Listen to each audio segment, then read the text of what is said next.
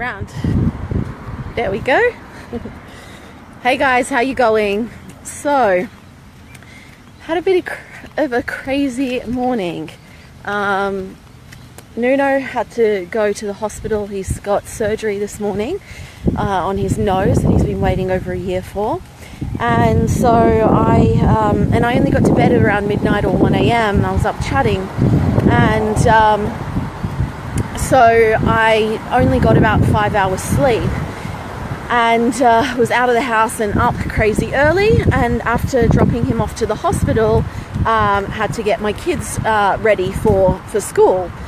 And I haven't been, because we recently separated, I haven't been living at the house, so I was a bit out of routine for the kids, and they hadn't had much sleep either. So this morning was challenging, and I still have a smile on my face. I was told by my 5-year-old that this is the worst day of his life, that I don't have a brain, that I'm stupid. Over and over again, he would just go in full meltdown mode and be screaming at me, and I could see his whole body tensing up.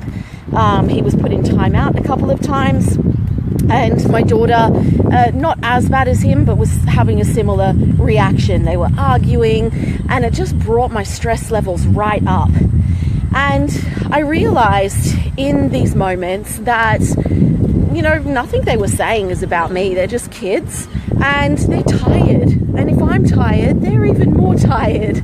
And if, I'm going through some stuff, they're going through some stuff 10 times more, because they can't deal with their emotions as well as an adult can. And so instead of losing my temper, instead of yelling or smacking, I don't smack anyway, instead of saying nasty things or anything like that, I am just present. I breathe, and I put myself in their perspective. And I was telling them, I know you must feel tired right now. Or I asked them, actually, instead of assuming or telling them how they feel, I asked them how they're feeling. And sometimes that's met with stubbornness and them not wanting to open up, and that's okay as well. And I teach them and give them the tools that they need to be able to be aware of their emotions and manage their emotions. Things like breathing and meditation and actual strategies, but also things like, in the moment, naming their emotions. Saying, yes, I am angry right now. Okay, what can you do to calm yourself down? Walk away for a moment, take a deep breath, and asking them what they're grateful for and how they want to feel today. I also gave my little boy's teacher a heads up about what happened this morning, that I've been helping him work with his emotions, because I don't want him to be cranky through the school day and her not know what's going on. So I wanted to share this because the way that you talk to others is, and what you experience around you and how you react to it, is a direct reflection of what's going on inside your own head.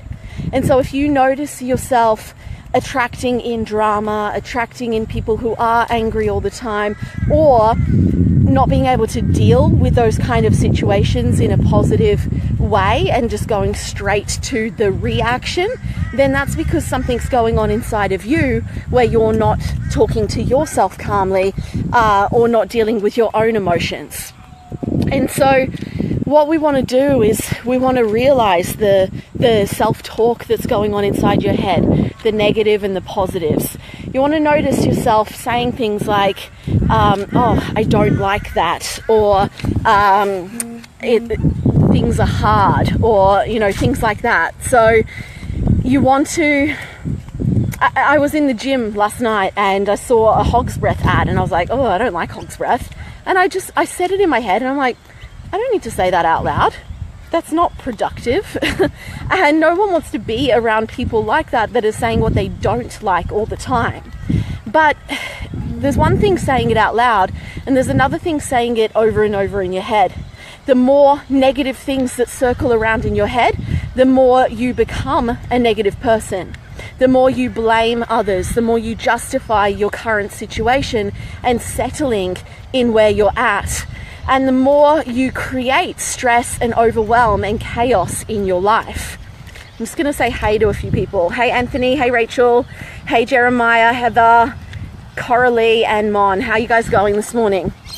Is this resonating with you guys? And have you noticed times in your life where you might be blaming others, where you might be justifying where you're currently at, and where you might be saying this negative self-talk to yourself?